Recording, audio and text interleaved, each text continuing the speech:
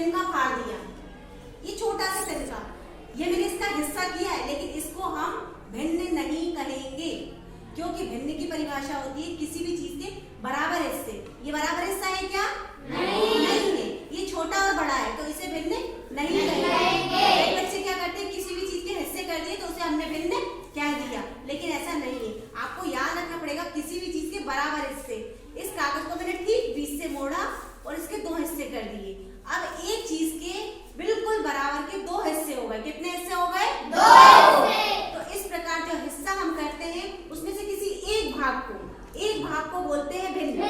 क्या बोलेंगे? भिन्न। ये पूरा हिस्सा एक था, इसको मैंने आधा कर दिया तो इसे बोलेंगे आधा।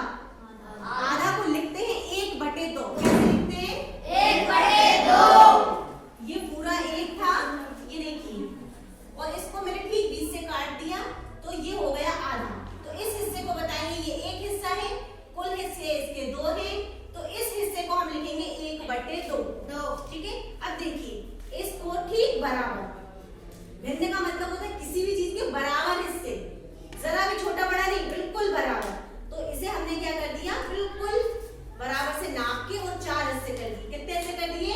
4। अब ये हो गए 1/4। 4 हिस्से हो गए। समझो किसे 1/4 बोलेंगे, सबको नहीं बोलेंगे। किसी एक हिस्से को अगर हमें बताना है तो हम बोलेंगे उसे 1/4। ये पूरा एक कागज था, इस कागज के मैंने ठीक 4 हिस्से कर दिए।